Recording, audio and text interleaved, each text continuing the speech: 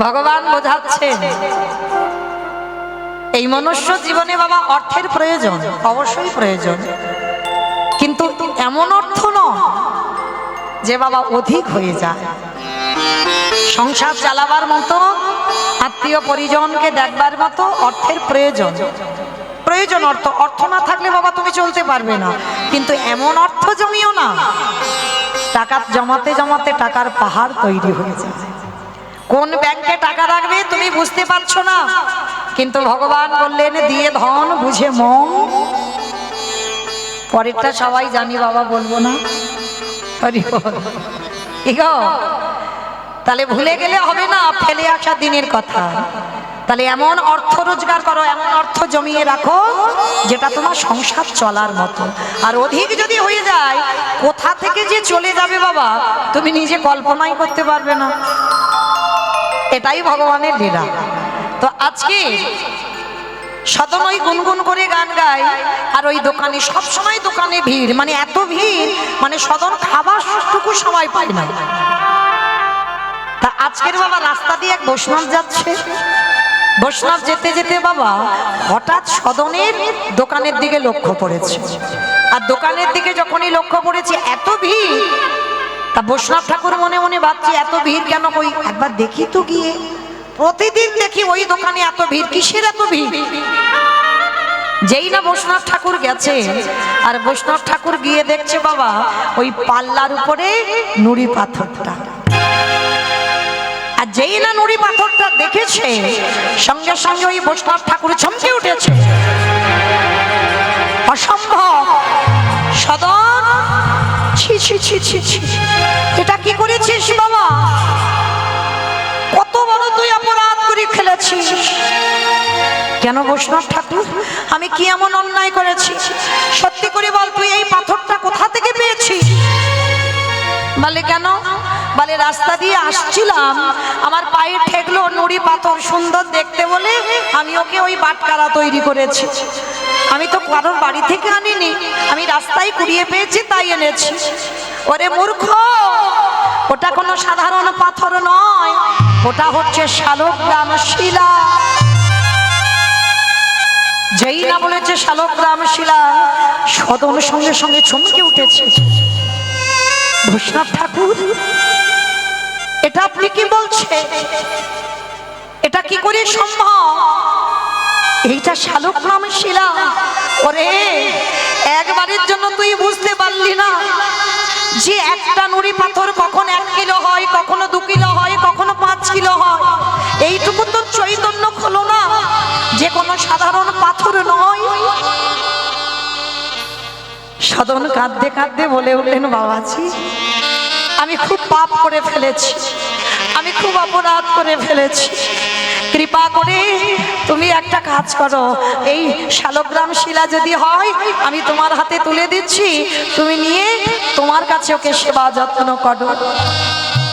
কারণ আমাকে তো এই দোকানে থাকতে হয়, আর আমি এমনিতে অপরাধ করে ফেলেছি, ওকে আমি এই মাংসের দোকানে রেখে যান। আমার এই শালগ্রাম শিলা আমি তো রাস্তা দিয়ে কুড়িয়ে পেয়েছি, আপনি নিয়ে যান। হরি বল। ভক্ত কিন্তু ভগবানের কাছে যায়নি বাবা, গেছে কি? ভক্ত ভগবানের কাছে গেল, ভগবান ছুটে এসেছে ভক্তের কাছে। আবার এমন ভক্ত সে কষায়। এই জায়গাটা প্রশ্ন বাবা, ভক্ত চিনবে কি করে? ভক্ত চিনবে কি করে? আমাদের এই আচরণ দেখলে, পোশাক দেখলে জীবনে নয়, পোশাক দেখে ভক্ত চেনা যায় না। তাহলে ভক্ত চিনবে কি করে?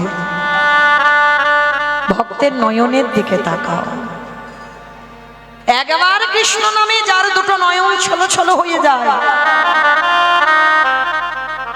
ভক্ত চিনবে নয়নে, আর ভগবান চিনবে চরণে। ভগবানের ডান চরণে বাম চরণে আছে 8টা চিহ্ন, ডান চরণে 11টা চিহ্ন, দুটো চরণে আছে মোট 19টা চিহ্ন। তাহলে তাহলে ভক্ত চিনতে গেলে বাবা ভক্তের কোনো জায়গায় পোশাক আশাক এসব কিছু নয়, এটা জগতে সেজে আছো। ভক্ত চিনতে গেলে তার নয়নের দিকে তাকাতে হবে, যেটা করেছিল বাবা হরিদাস ঠাকুর। ওই রঘুনাথ দাসের নয়নের দিকে তাকিয়েছিল, তখন রঘুনাথ দাসের 5 বছর বয়স। আর রঘুনাথ দাসের নয়নের দিকে তাকিয়ে বলেছিল, এই তো সেই মাটি, যে মাটিতে বীজ পুঁতে দিলেই অঙ্কুরিত হয়ে যাবে। এই যে কথাটা বাবা দেখেছেন কত গুরুত্বপূর্ণ কথা। হরিদাস ঠাকুর রঘুনাথকে দেখেই বলে দিয়েছিল, চোখ দুটো দেখে, এই মাটিতে বীজ বপন করলে অঙ্কুরিত হবেই হবে, আর এই মাটিতে ফসল ফলবে। কিসের ফসল? কৃষ্ণ নামের ফসল। এই পারবে সমাজে কৃষ্ণ নাম প্রচার করতে, যার জন্য 6 জনের পদ আমরা অবলম্বন করি। সেই বৈষ্ণব সমাজে চলতে গেলে বাবা সেই 6 জনকে শিরোর সনাতন ভট্ট রঘু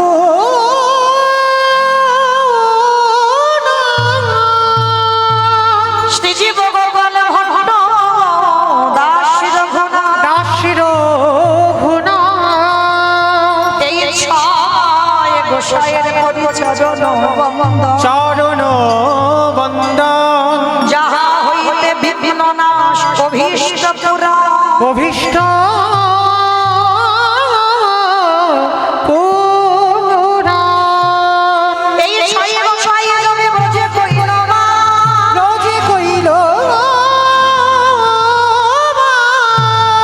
রাধা কৃষ্ণের নিত্য লীলা করিলা প্রকাশ।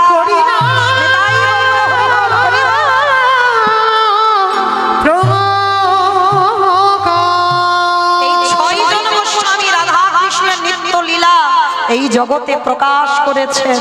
তাহলে বাবা ভক্ত চিনতে গেলে ভক্তের নয়নের দিকে তাকাতে হবে, ভগবান চিনতে গেলে চরণ দুটো দেখতে হবে। তা আজকে একজন কসাই ভগবানের কাছে যায়নি, ভগবান ছুটে এসেছে। কেমন ভক্ত দেখেন বাবা, ভাবেন এই যে এতজন ভক্ত যারা দাঁড়িয়ে আছেন, যারা বসে আছেন, আমি কীর্তনিয়া সম্প্রদায়, যদি হঠাৎ আমি শুনি যে আমার কাছে শালগ্রাম শিলা, আমি দিয়ে দেব বাবা কাউকে?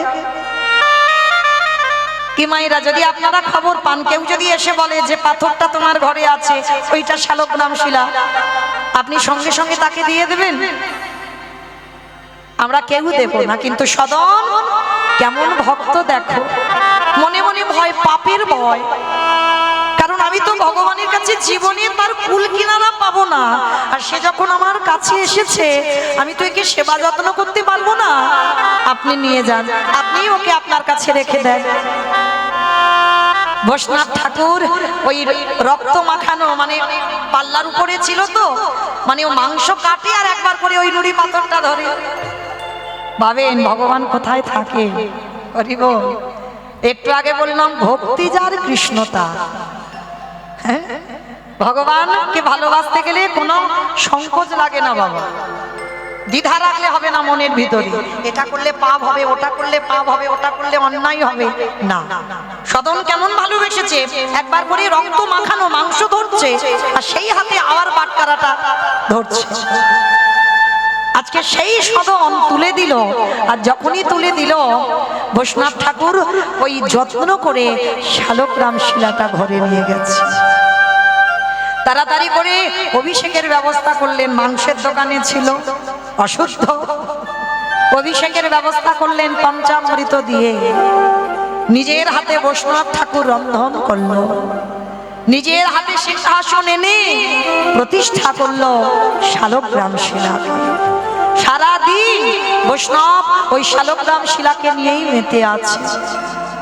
দিনে চলে গেল, বিকাল গড়িয়ে গেল, সন্ধ্যা গড়াই গেল, এসে গেল গভীর রাত।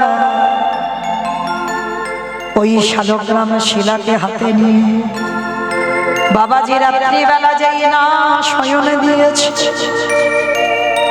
বাবাজি ঘরের জানালা দরজা বন্ধ করে শয়নে গেছে। আরে কি শালগ্রাম শিলা নারায়ণ থাকতে পারে? ওই বসনা বাবাজিকে স্বপ্ন এসে দিল, বাবাজি গো, আমি কি তোমায় বলেছিলাম সদনের দোকান থেকে যত্ন করে তোমার কাছে এনে রাখো? আমি তো কোনোদিন বলিনি যে আমাকে সদনের দোকান থেকে আনো। কে বলেছিল আমাকে অভিষেক করাতে, পঞ্চামৃত দিয়ে স্নান করে এত এত খাবার দিতে, সিংহাসনে আমায় বসিয়ে রাখতে, রাত্রিবেলা আমায় ঘুম পাড়াতে? আমি কি বলেছি? আমি তো বলিনি। তোকে কে বলেছিল সদনের দোকান থেকে আমায় আনতে? ভালো যদি চাস সকাল হতে না হতে আমাকে ওই সদনের দোকানে দিয়ে আস।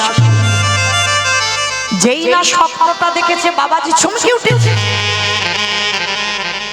এটা কি বলছো প্রভু? এটা আমি কি স্বপ্ন দেখলাম? ছুটে গেল মন্দিরে। মন্দিরে গিয়ে দেখলো শয়নে ছিল,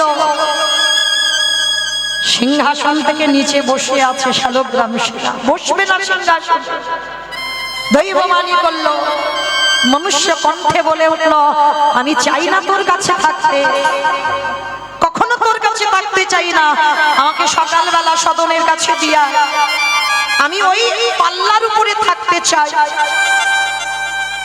বৈষ্ণব ঠাকুর বললেন, দয়াময়, আমি এত যত্ন করে তোমাকে স্নান দিলাম, এত আদর করে তোমাকে স্বয়ং দিলাম, কত কিছু রান্না করে খাওয়ালাম, আর তুমি কি না আমার ঘর ছেড়ে তুমি চলে যাবে ওই কসাইখানা?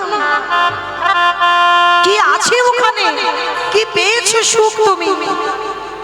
ওরে, এইটা বোঝার বোধগন্তর এখন হয়নি।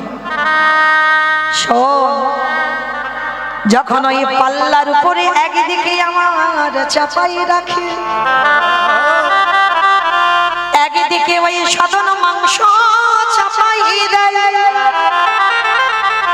আরে যখনই আমি ওই পাল্লার উপরে উঠি, ওই পাল্লাটা ধীরে ধীরে দোলনার মতো দোলে খায়, আর সদন গুনগুন করে গান করে, আরে ওই গানে আমি পাল্লার উপরে বসে বসে শ্রবণ করি। শোনে বৈষ্ণব, সবাই আমায় মন্ত্রে তন্ত্রে ডাকে বটে, কিন্তু এমন করে প্রেমে দিয়ে আমায় কেহ ডাকে না রে।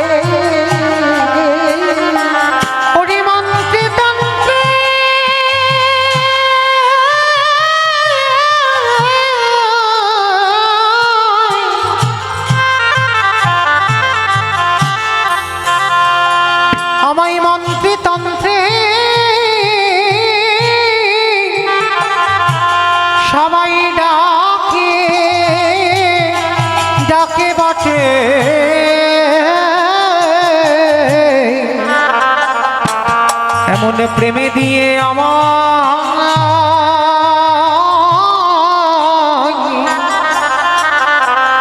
আমায় কেহ ডাকে না।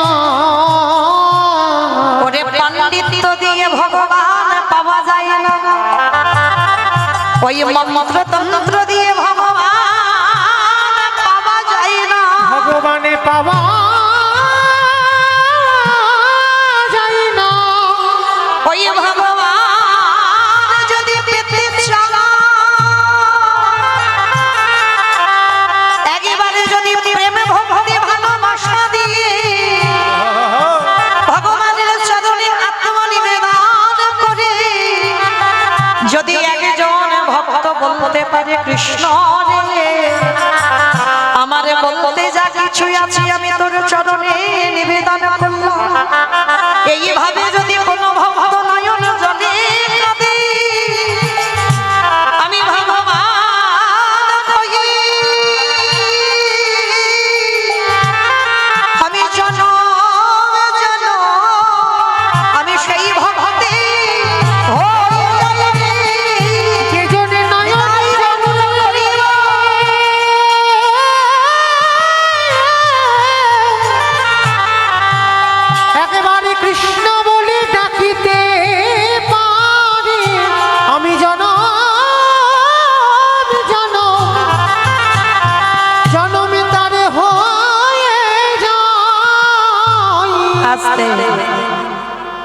বৈষ্ণব ঠাকুর ধুলাই লুটিয়ে পড়ল, হে দয়াময়, এত মন্ত্র তন্ত্র দিয়ে তোমায় ডাকলাম, সারাদিন জপের মালাই জপ করলাম, আমাকে সবাই সম্মান করে, আর তোমাকে আমি যত্ন করে আমার কাছে আনলাম, অভিষেক করালাম, কত খাওয়ালাম, যত্ন করে স্বয়ং দিলাম, তুমি থাকবে না?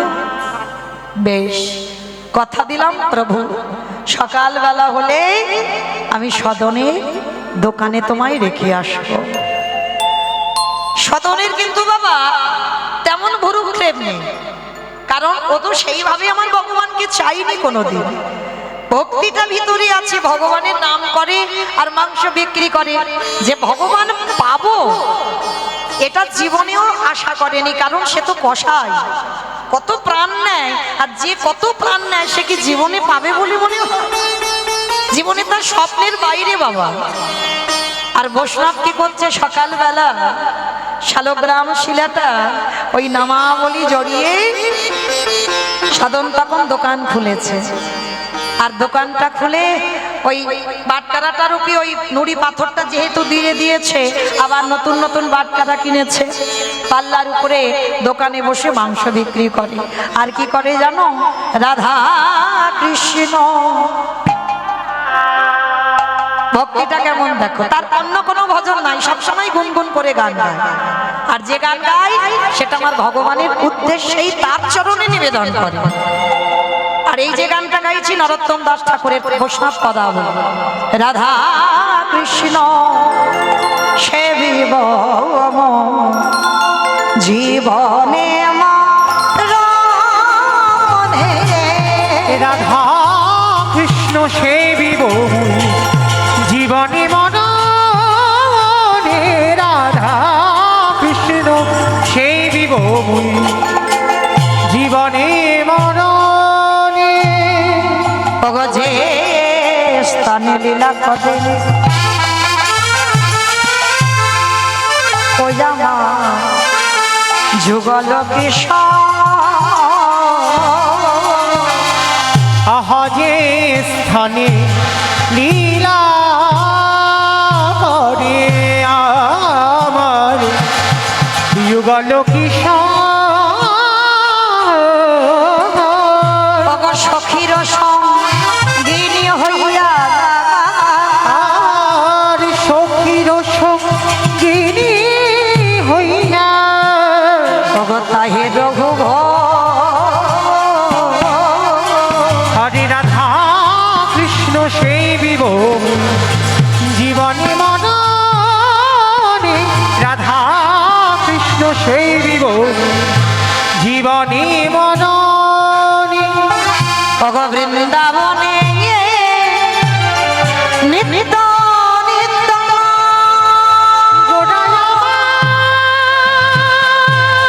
নিতাই গৌর প্রেমানন্দে হরি বল হরি বল হরি বল।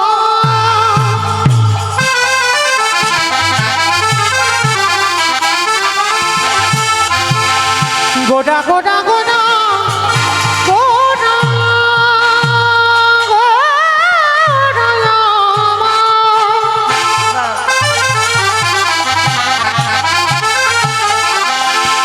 গোডায়া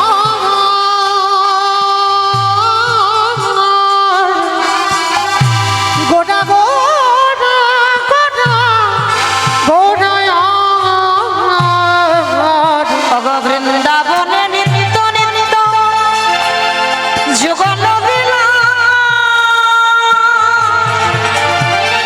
প্রার্থনা করাই সদা নরোত্তম দাস।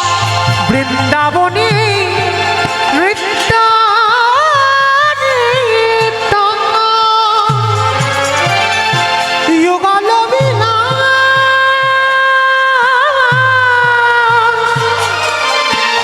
ওগো প্রার্থনা রায় সদাই নরোত্তম দাস। বলি ওই শরণে সব সপিনা আমি ওই হরি সবই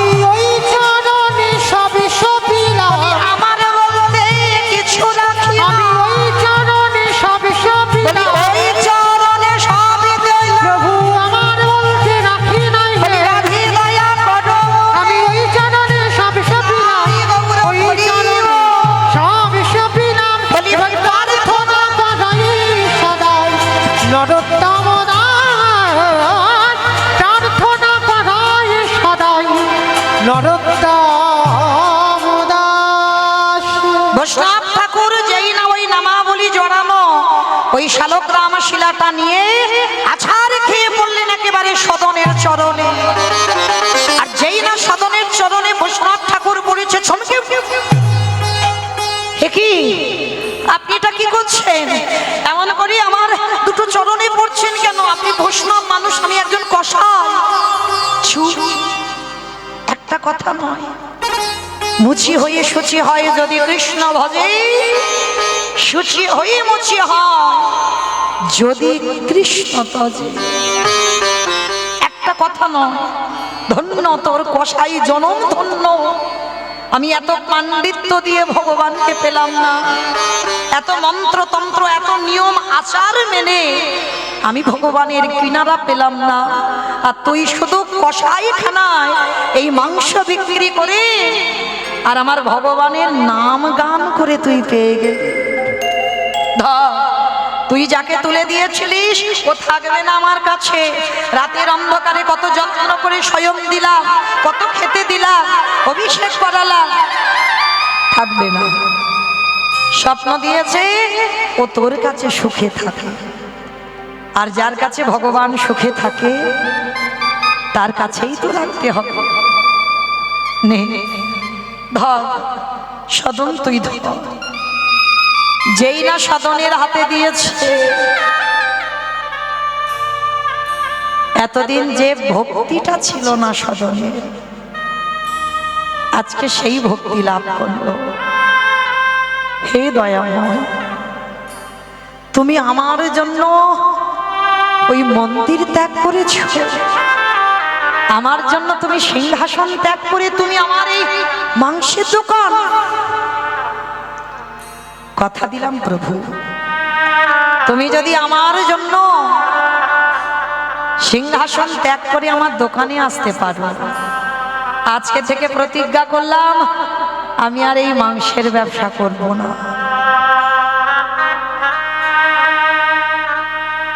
ভগবান কিন্তু একবারও নিষেধ করেনি, ওটা তোমার কর্ম, তুমি করো। তোমার ভক্তি ভিতরে আছে তাই তো তোমার কাছে ধরা দিয়েছি। ভগবান কি বারণ করলো যে ও মাংস বিক্রি করে বলে আমি আর যাব না? হরি বল।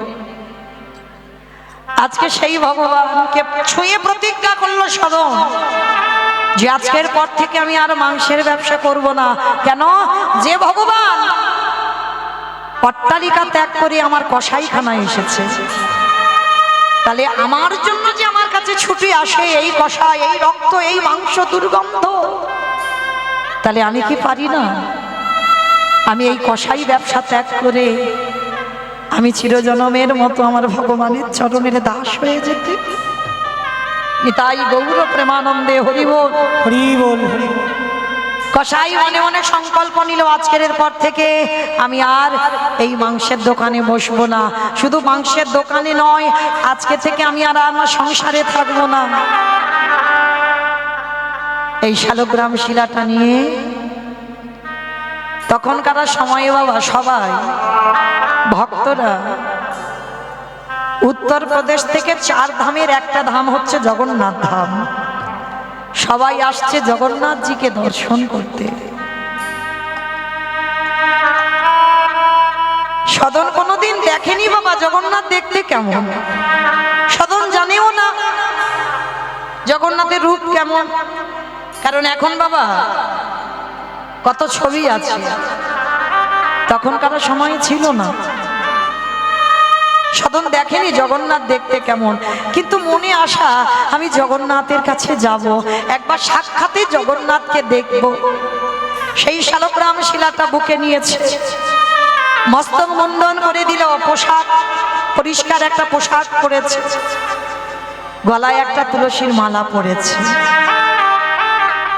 কোনো আশ্রয় করেনি, শুধু হৃদয় আছে কৃষ্ণ ভক্তি। কসাই ছিল তো বাবা। আর ওই দল বেঁধে রাস্তা দিয়ে সবাই যাচ্ছে জগন্নাথের কাছে, জগন্নাথের উদ্দেশ্যে। সবাই উচ্চ স্বরে একটাই কথা বলছে, কি কথা জানো? জয় জগন্নাথ, জয় জগন্নাথ, জয় জগন্নাথ, জয় জগন্নাথ, জয় জগন্নাথ, জয় জগন্নাথ, জয় জগন্নাথ, জয় জগন্নাথ, জয় জগন্নাথ, জয় জগন্নাথ। জগন্নাথ মম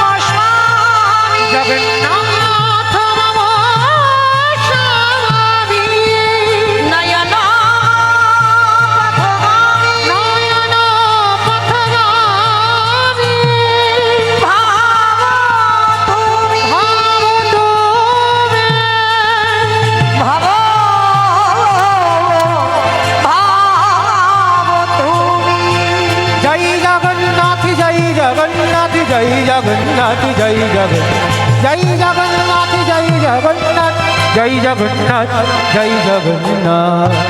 ওই জগন্নাথের নামে উদ্দেশ্য করে সবাই জগন্নাথের নামে ধ্বনি দিতে দিতে যাচ্ছে। সদন সবার পিছু ধরেছে, ওদের দলে ভিড়ে ও যাবে জগন্নাথ দেব দর্শনে। কিন্তু সবাই তো কসাইকে চেনে, ওদের দোকানের পূর্বপুরুষের দোকান, তো ওদের নাম ডাক আছে, সবাই কসাইকে চেনে।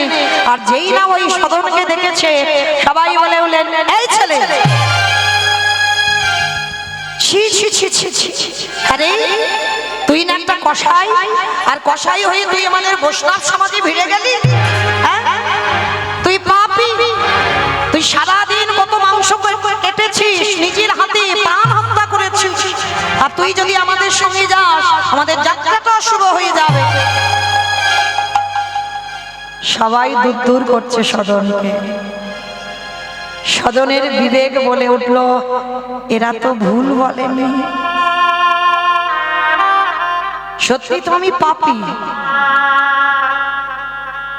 কারণ পাপ তো তারা করে, কারণ আমি কত প্রাণ নিয়েছি, সকাল থেকে সন্ধ্যা পর্যন্ত আমি নিজের হাতে মাংস কেটেছি, কত প্রাণ ছটফট করেছে আমার হাতে।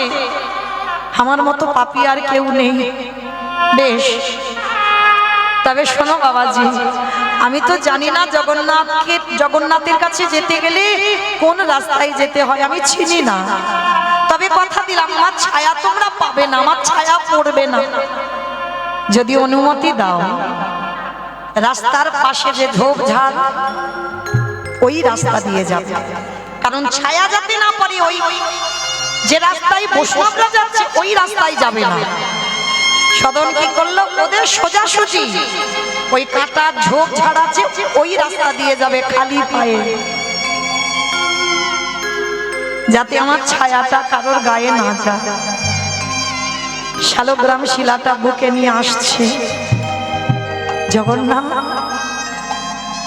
আমি জানি না কত দূর তোমার ঘর, কত দূরে গেলে আমি জগন্নাথকে দেখতে পাবো। আমি যে বড় পাপী, আর আদৌ তোমাকে দেখতে পাবো কিনা তাও আমি জানি না, কিন্তু মনের আশা আমি জগন্নাথ দেখতে যাব। চলতে চলতে সদন আর চলতে পারে না। কত দূর, কত দূর, একবার কাছে করে নাও না ভগবান, দেখা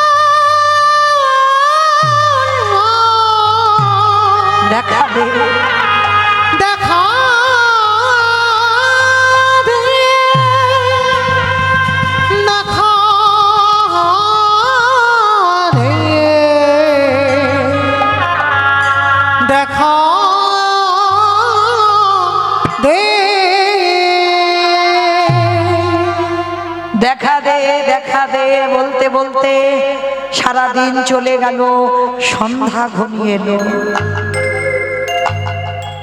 খুব কষ্ট হচ্ছে তো, সদনে রাত চলতে পারছে না। একটা পুকুর পাড়ে সদন ওই শালগ্রাম শিলাটা বুকে নিয়ে বসে আছে।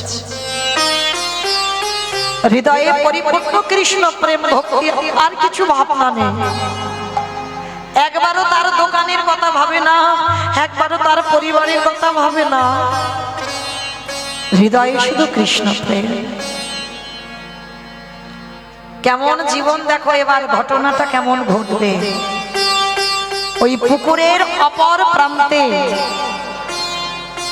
এক সদ্য বিবাহিতা কন্যা, সবেমাত্র বিয়ে হয়েছে, পুকুর ঘাটে এসেছে কলসিটা কাঁকে নিয়ে জল আনতে। একেবারে লক্ষ্যটা পড়ল সদনের দিকে। কাম লালসায় জর্জরিত হয়ে গেল নারীটা। সদন তো খুব রূপবান, খুব সুন্দর দেখতে। ওই সদ্য বিবাহিতা কন্যা সদনকে দেখে পছন্দ হয়ে গেল। আহারে, ওই রূপবান পুরুষ যদি একটা রাত আমি আমার করে পেতাম। মনে রাখবে বাবা, নারী রাগলে রাখতে পারে, নারী মারলে মারতে পারে। এটা আমার কথা নয়, ওই শ্রী রামকৃষ্ণদেব বলেছিল নরেনকে, নরেন সবাইকে বিশ্বাস করবি কিন্তু নারী জাতিকে নয়। ওরা কখন যে কি করবে কুল কিনারা পাবি না। ওই জন্য সবাইকে বিশ্বাস করবি কিন্তু খবরদার নারী জাতিটাকে নয়, ওদের থেকে একটু দূরে দূরে থাকিস।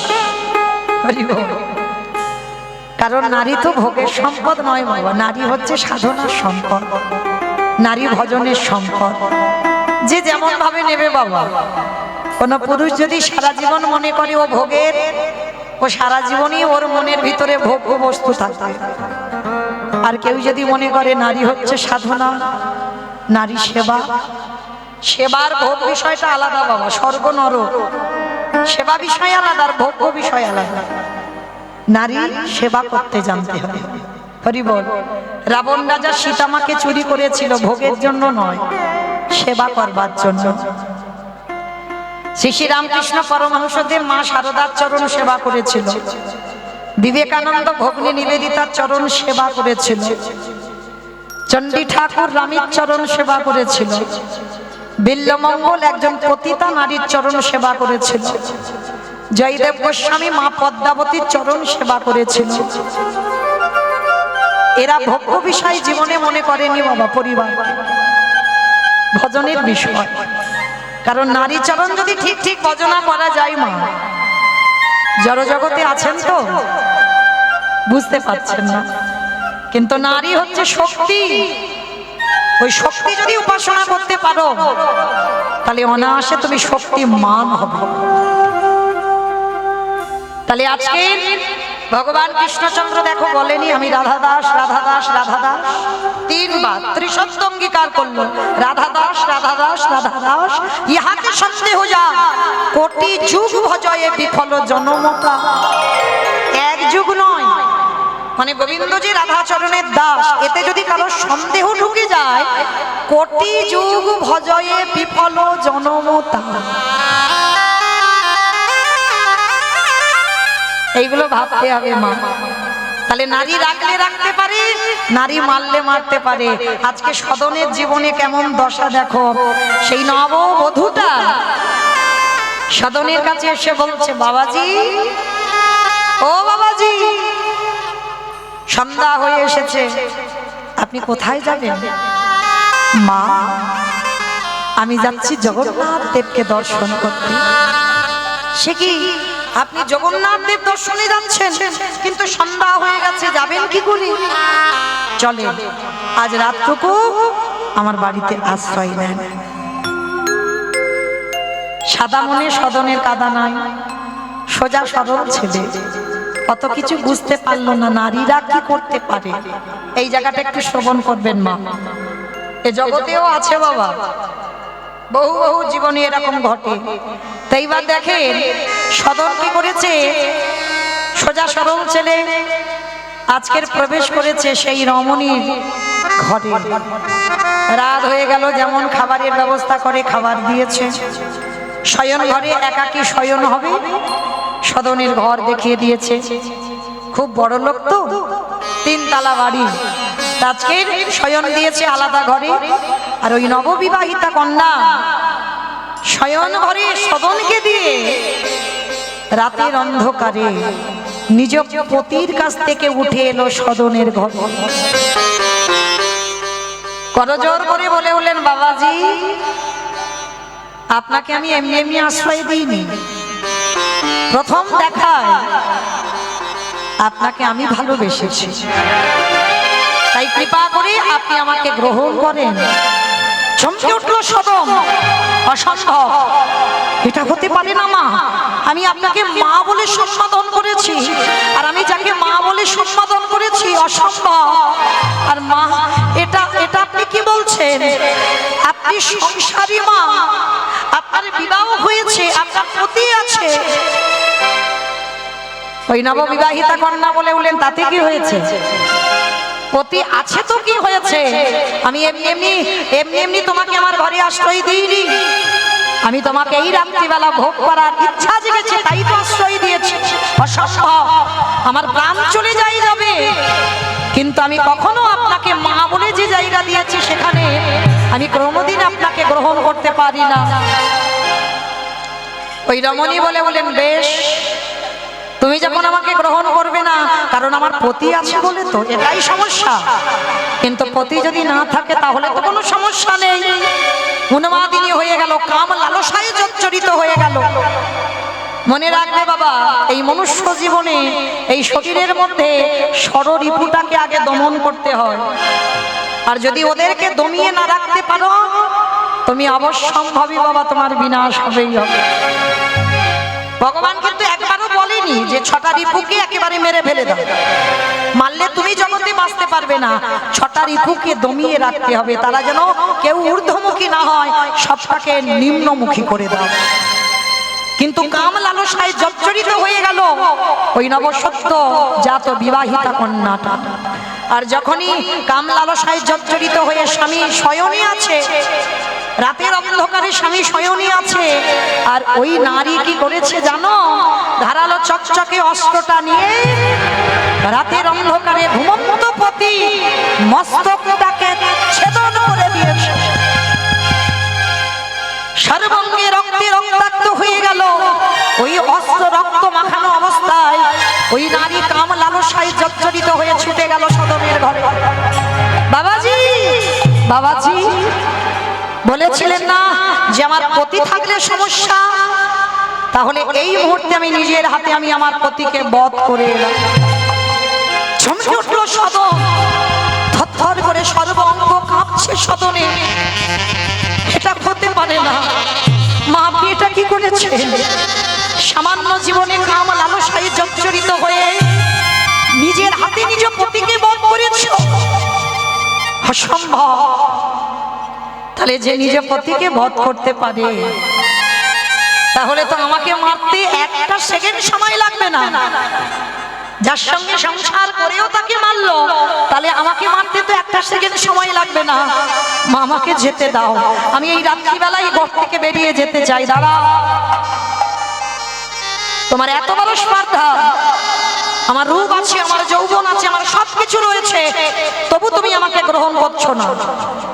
তুমি জানো আমি তোমার সঙ্গে কি করতে পারি? কি করতে পারো? সকাল হলে আমি সবাই গ্রামের লোককে ডাকবো, ডেকে বলবো তুমি আমাকে পাওয়ার জন্য তুমি আমার স্বামীকে হত্যা করেছো। কি গো মায়েরা, সমাজ এখন এরকম চলছে না? কিন্তু সদন কোনো প্রমাণ তো নেই। কি প্রমাণ দেবে? কার কাছে প্রমাণ করবে যে আমি নির্দোষ?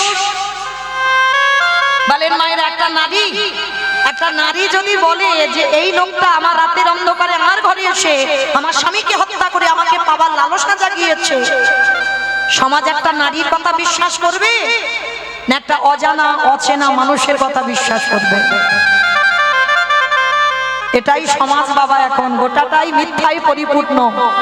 সমাজ গোটা মিথ্যা বাবা, আর এ জগতে বাবা মিথ্যার জয় জয়কার হবে, মিথ্যা সম্মান পাবে। আর যে সত্য কথা বলবে, আজকে সদনের দশা শুনে বুঝতে পারবে।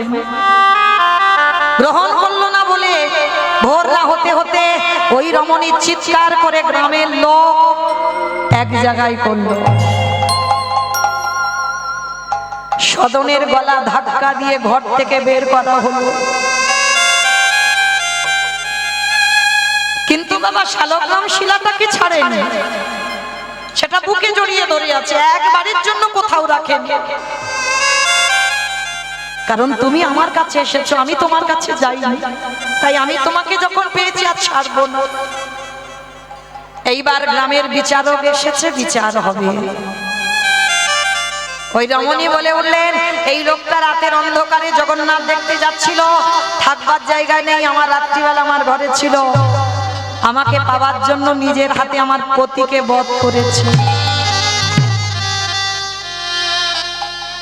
সদনকে প্রশ্ন করলো, আচ্ছা সদন, এই মেয়েটা যেটা বলছে সেটা ঠিক?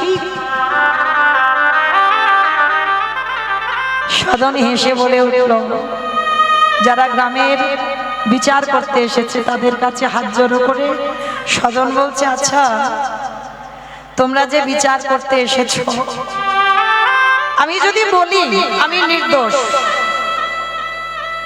কেউ কে বিশ্বাস করবে? কারণ আমার তো প্রমাণ নেই। মুখের কথাই কেউ বিশ্বাস করবে না, আর মুখের কথা যদি বিশ্বাস করি, এই মায়ের কথা সবাই বিশ্বাস করবে, আমার কথা কেউ করবে না, তাই আমার কিছু বলার নেই। যার কাছে যাচ্ছি সে যখন চেয়েছে সেটাই হোক। আর তাছাড়া এটা আমার প্রাপ্য, কেন জানো? আমি যে বড় পাপী গো, আমি একজন কসাই ছিলাম। এই যাকে দেখছো আমার বুকে আছে, ও নিজে আমার কাছে এসেছে, আমি যাইনি ওর কাছে। গ্রামের বিচারকরা বলে উঠলেন, তাহলে তো তোমাকে শাস্তি পেতে হবে। সদন শুধু একটাই কথা বলেছিল, যা শাস্তি দেবে আমি সব মাথা পেতে নেব, শুধু একটা শাস্তি দেবেন না, মৃত্যুদণ্ড। কারণ অনেক আশা নিয়ে যাচ্ছি তো, আমি জগন্নাথকে একবার দেখতে চাই। এই দেহ থেকে প্রাণটা যাওয়ার আগে আমি একবার আমার জগন্নাথকে দেখে প্রাণ হারাবো।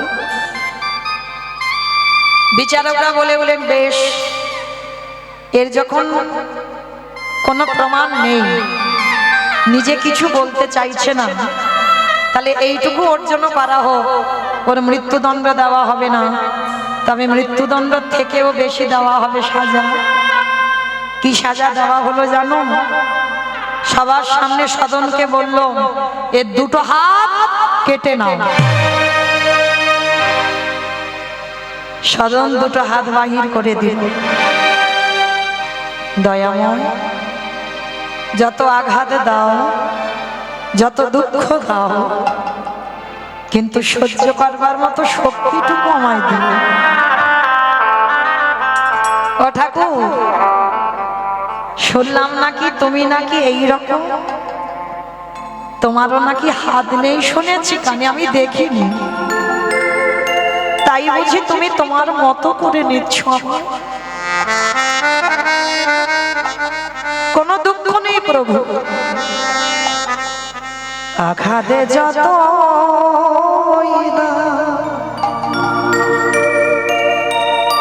শক্তি দিও সহিবারে,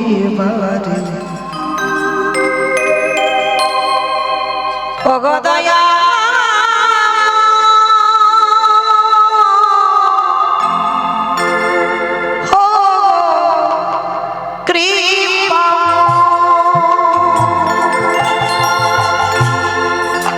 আঘাতে যত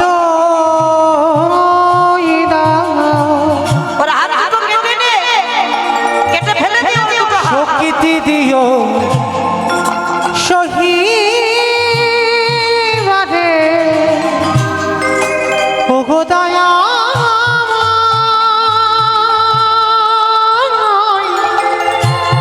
ওগো কৃপা, ওগো দয়া,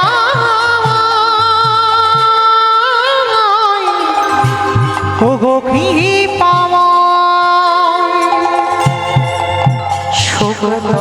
সবাই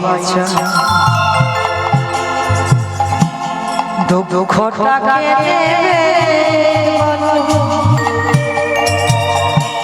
জানি তবু ভালোবেসে আর কাছে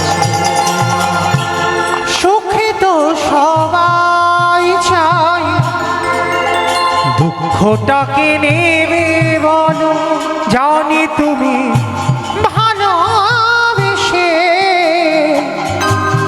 আরো কাছে টেনে নাও। তোমারই আমার মাঝে পাই যেন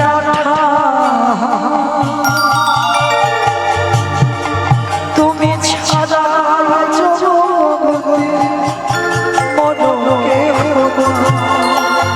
আর তোমার ক্ষমার মাঝে পাই যেন ঠাই, তুমি ছাড়া এ জগতে মোরে কেহ নাই। কৃপা দানে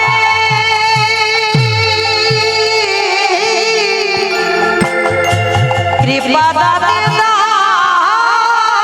প্রভু চরণ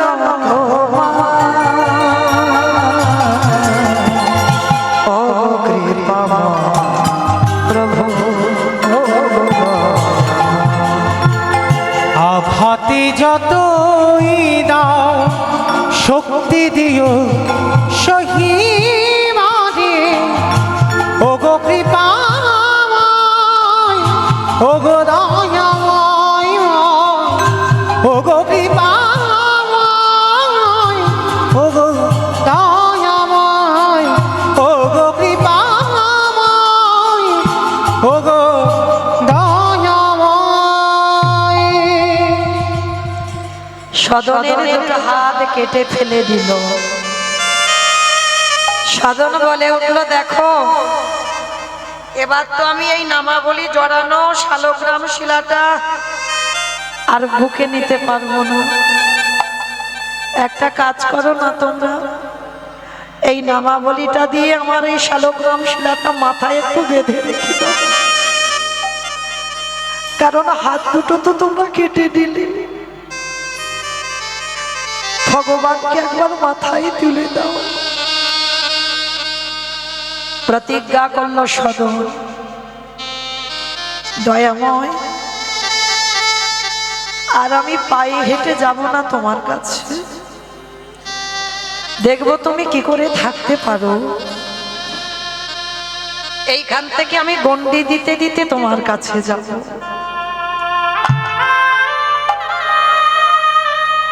যারা যাচ্ছিল বাবা জগন্নাথকে দেখতে,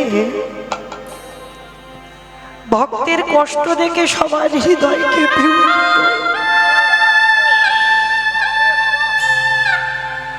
সবার হৃদয় কেঁপে উঠল যে একদিন কসাই ছিল, আজকের তার এত প্রেম, তার এত ভক্তি।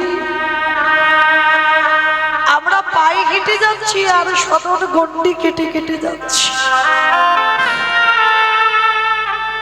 ওই কাঁটার ঝোপ এখনো পর্যন্ত বাবা যে বৈষ্ণবরা যাচ্ছে তাদের ছায়া একবারের জন্য সদনের ছায়া পড়তে দিচ্ছে। ওই যে ওরা বলেছে না, সদন বড় পাপী, সদন নিজেই জানে আমি পাপী। ওই দুটো হাত কাটা অবস্থায় চারিদিকে রক্তে রক্তাক্ত, পরনের বস্ত্র মলিন হয়ে গেল। ও মায়েরা, ভগবানকে যদি ডাকার মতো ডাকা যায়, ভগবানকে যদি ভালোবাসার মতো বাসা যায়, থাকতে পারে না। সে যে ভক্ত বাৎসল্য ভগবান,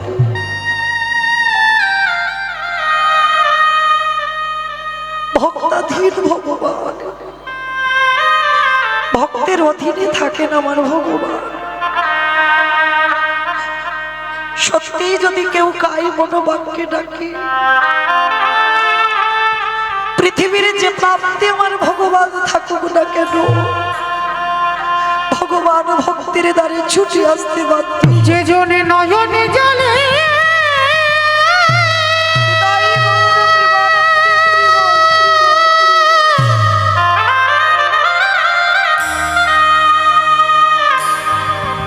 একেবারে ডাকার মতো ডাকিতে পারে,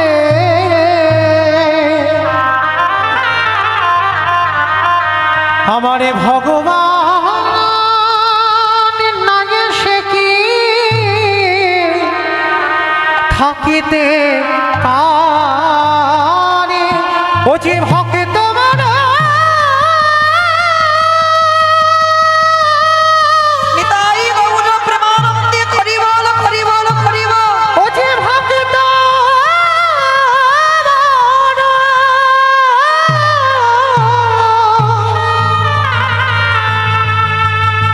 ও যে ভক্ত মন ভালো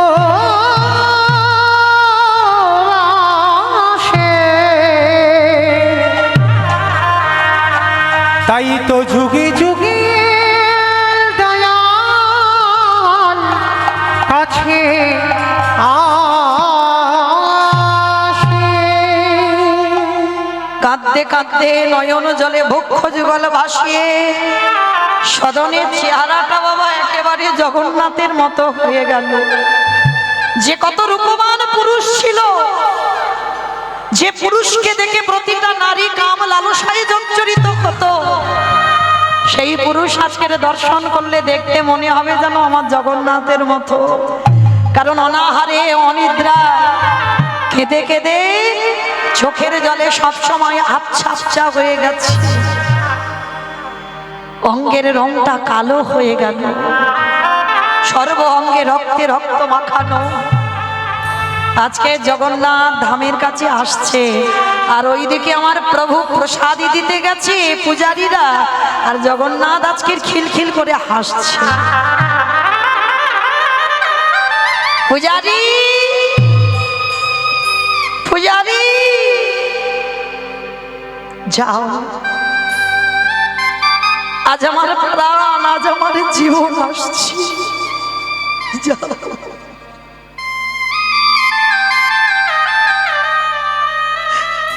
একবারে পালকিতে করে ছবি তুলো না ভাই, বারবার এরকম তুলো না, বসো। পালকিতে করে আমার জগন্নাথ বলে দিল, পালকিতে করে আমার ভক্তকে নিয়ে এসো, আমার ভক্ত আসছে, ও আমার প্রাণ, ও আমার জীবন, একবার নিয়ে এসো।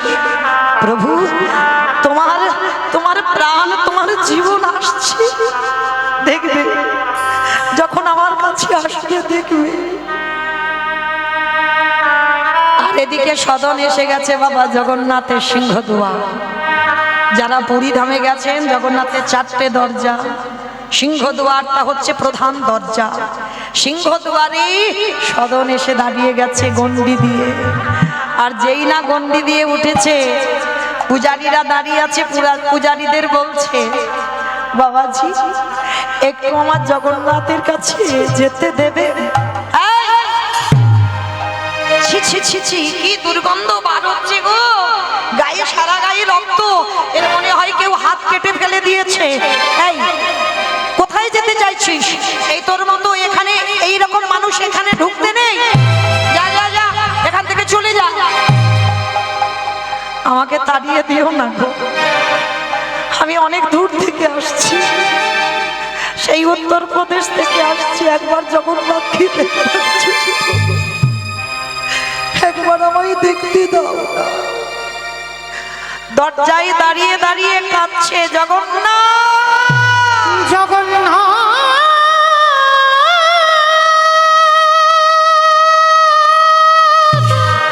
এরা যে কেউ আমায় ঢুকতে দিচ্ছে না, তোমার কাছে যেতে দিচ্ছে না।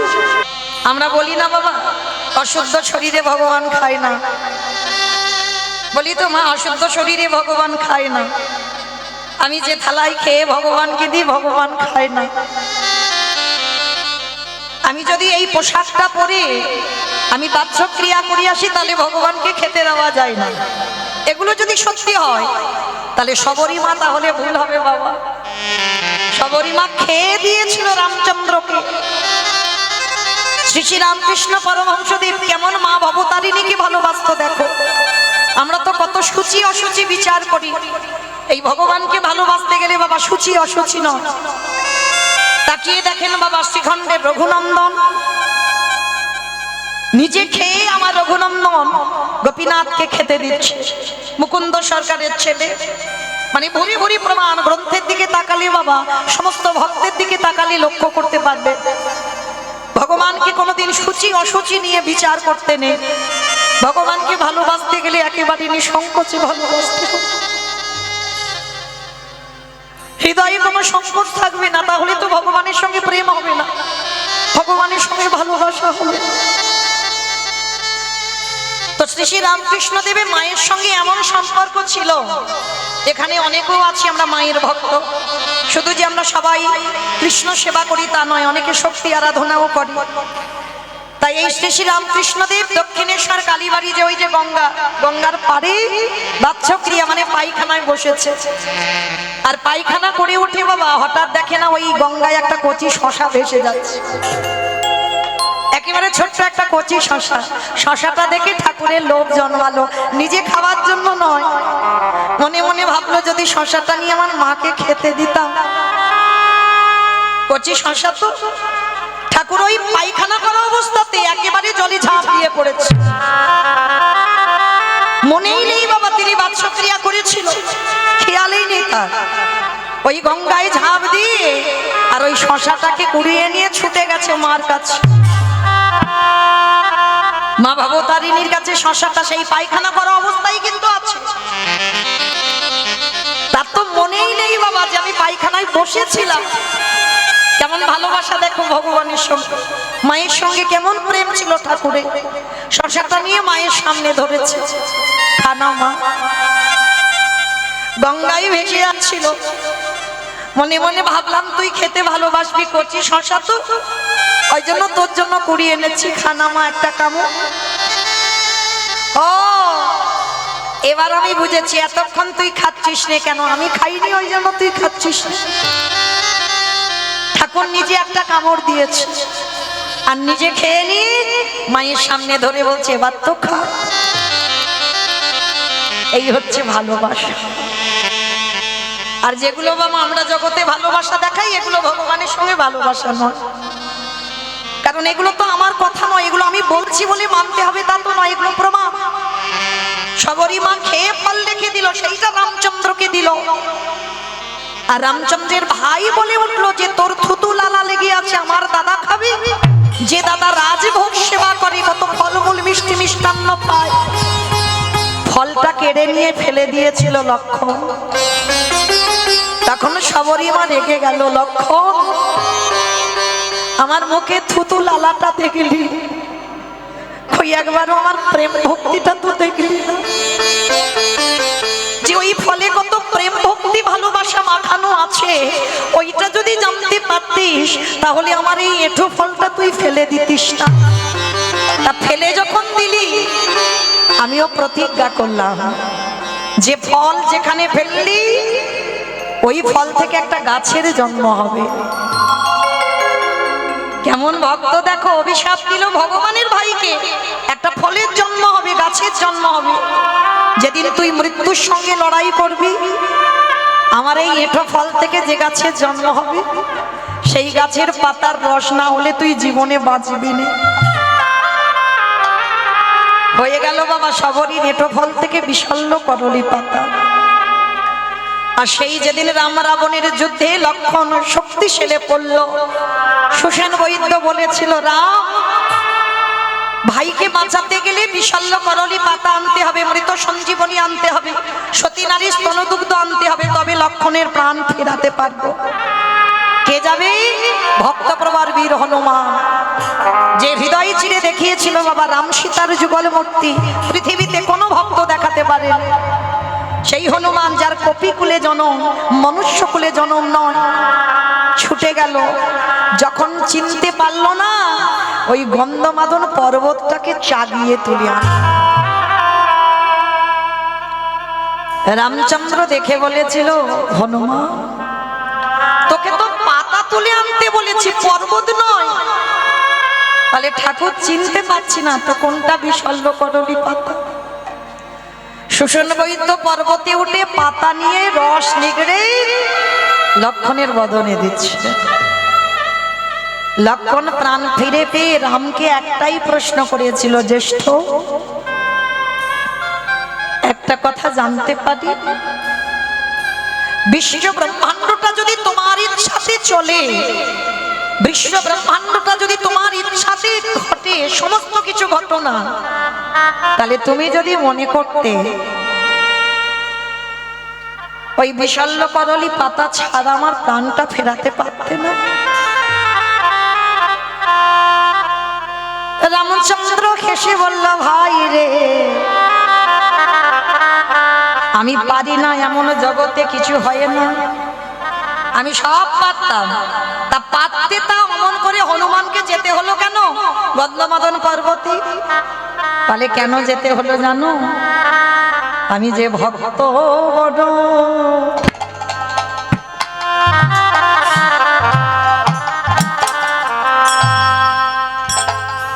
বড় ভালোবাসি,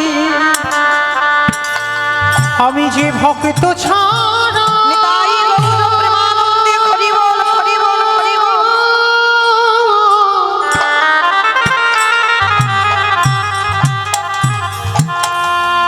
আমি যে ভক্ত ছাড়া ছাড়া রহিতে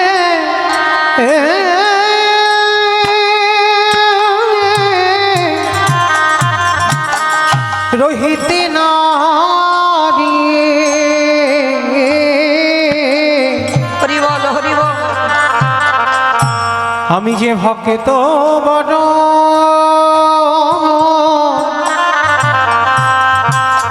বড় ভালো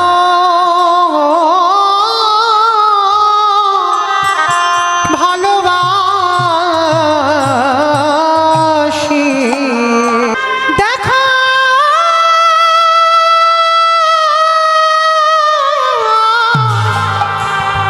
দেখা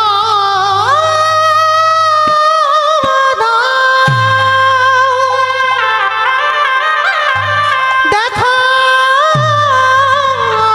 সবাই মিলে গলা ধাক্কা দিয়ে বের করে দিচ্ছে, বেরিয়ে যা, দূর হয়ে যা। ওগো তুমি নাকি জগতের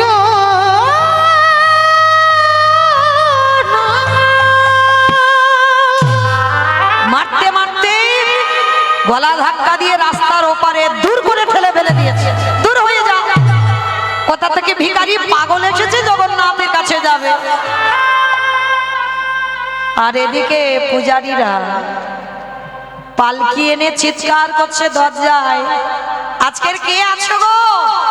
এখানে জগন্নাথের ভক্ত, আমাদের জগন্নাথ আদেশ দিয়েছে ওই জগন্নাথের ভক্তকে এই পালকিতে করে নিয়ে যেতে হবে। যেই না বলেছে জগন্নাথকে নিয়ে যেতে হবে পালকিতে করে, সদন শোনা মাত্র বলে উঠলেন, প্রভু ঠিক আছে, আজকে তোমায় দেখতে পাইনি তো কি হয়েছে? ওই যে শুনতে পাচ্ছি জগন্নাথের নাকি ভক্ত, তাকে নাকি আজকে জগন্নাথ আদেশ দিয়েছে পালকিতে করে নিয়ে যাবে। তাহলে আজকে তোমাকে দেখতে পাইনি তো কি হয়েছে, আজকে তোমার ভক্তকে তো দেখতে পাবো। এইবার যেই না পালকি দাঁড়িয়েছে বাবা, চারিদিক থেকে ভক্তরা ছুটে ছুটে আসছে, এ বলে আমি ভক্ত, ও বলে আমি ভক্ত, সে বলে আমি ভক্ত। কি বাবা, ধরো এখানে এই যে বাবা ভোলানাথের মাথায় কত ব্রত, কত মানুষ মায়েরা ব্রত করেছে। হঠাৎ যদি ভোলানাথ দৈববাণী করে বলে যে আমার ভক্ত, পরম ভক্ত এসেছে একজন, তাকে পালকিতে করে নিয়ে আমার কাছে এসো, যদি বাবা বলে, কি গো ভিড় লেগে যাবে না? যাবে কিনা বাবা? সবাই লাইন দেবে, আমি ভক্ত, এ বলবে আমি ভক্ত, সে বলবে আমি ভক্ত। তা সবাই বলবে ভক্ত, আর যে ভক্ত হয় সে জীবনে বলবে না আমি ভক্ত। যে ভক্ত হয় সে লোকালয়ে ভিড়ে থাকে না, সে একাকী হয়ে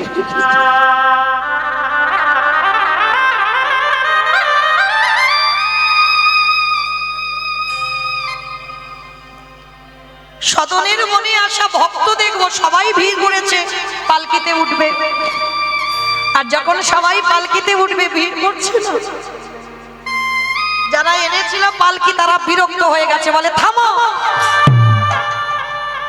তোমরা সবাই কি করে জগন্নাথের ভক্ত হবে? জগন্নাথ তো বলেছে আজকে আমার প্রাণ আমার জীবন আসছে, তাহলে তোমরা সবাই তো নয়, একজনই তো হবে, সে প্রাণ জগন্নাথের জীবন। সেই ভক্ত কোথায়? সবাই যখন ভিড় করেছে ছুটে চলে গেল জগন্নাথের কাছে পূজারীরা, হে জগন্নাথ আমরা তো পাচ্ছি না, সবাই তো ভিড় করে সবাই তো পালকিতে উঠতে চাইছে, তাহলে তোমার ভক্ত কই? এই জায়গাটা একটু ভাবেন বাবা, যারা সাক্ষাতে জগন্নাথের সঙ্গে কথা বলে, জগন্নাথের মন্দিরে সাক্ষাৎ জগন্নাথ, সচল জগন্নাথ, অচল নয়, তাহলে সাক্ষাতে যে জগন্নাথের সঙ্গে কথা বলে তারাই চিনতে পারছে না বাবা ভক্তকে।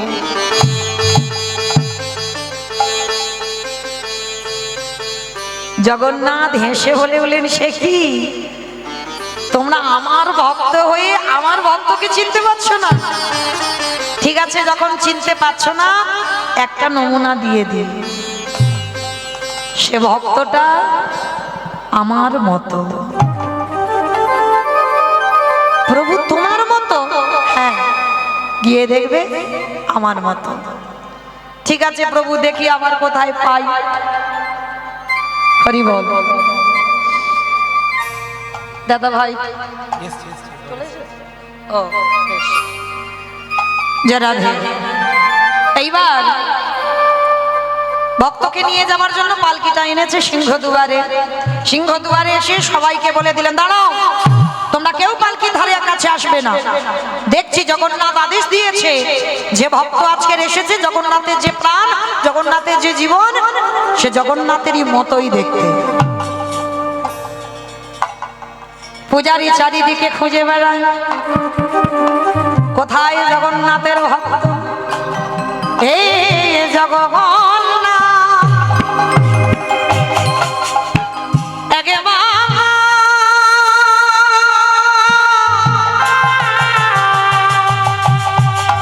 তুমি কটুন না,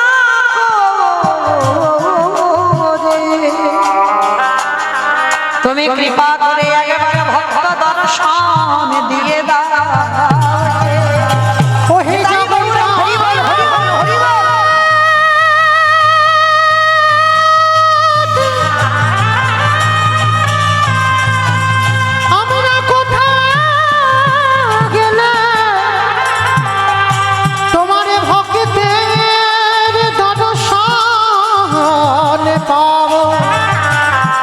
একেবারে কৃপা করে আমাদের দেখা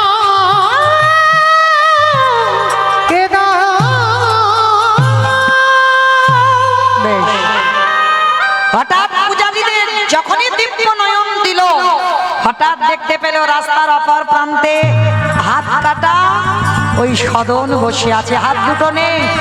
যেই না দিব্য নয়নটা দিল, জ্ঞান চৈতন্য দিল, পূজারীদের সঙ্গে সঙ্গে চমকে উঠল, ওই তো ওই তো ওই পাগলটাকে তো আমরা মন্দির থেকে বের করে দিয়েছিলাম, ওকে তো ঢুকতে দিইনি। এই ভাই দেখ, ওর তো হাত নেই, কেমন মতো যেন দেখতে, কেমন মতো যেন রূপ। তার মানে কি ওর কথা জগন্নাথ বলল? ছুটে গেল সবাই সদনের চরণে, সবাই সদনের চরণে গিয়ে লুটিয়ে পড়ল, ভক্ত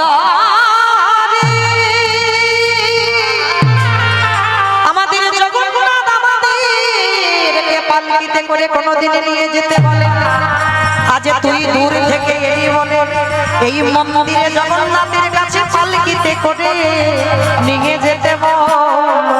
ওরে ভক্ত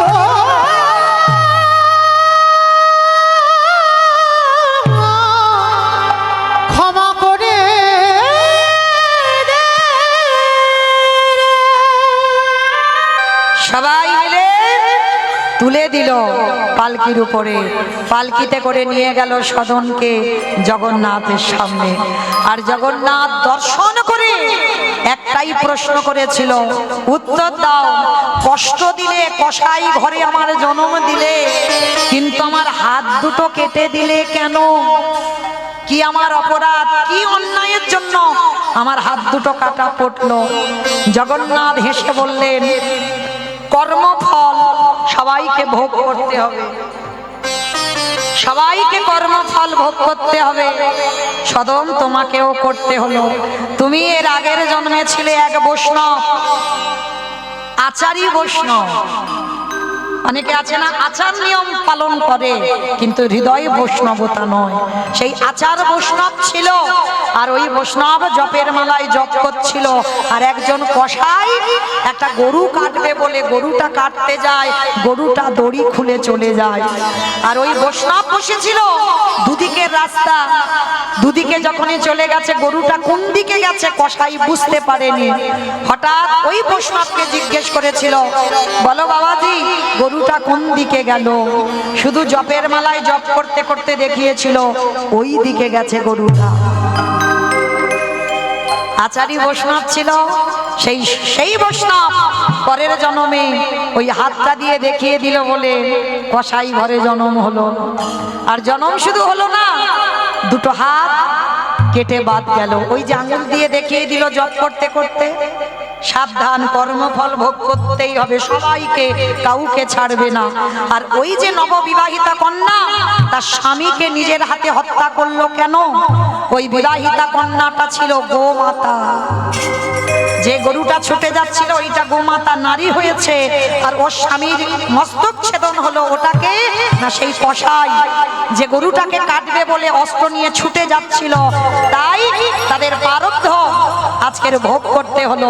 আজকের সেই কসাই হলো তার স্বামীর, আর গরুটা হলো সেই রমণী, আর সদন হলো সেই বৈষ্ণব ঠাকুর। সাক্ষাতে জগন্নাথ দর্শন দিল, ভক্তবৃন্দ সবাই দর্শন করলো। শ্যামের বামে দাদা এলো নবীন কিশোর।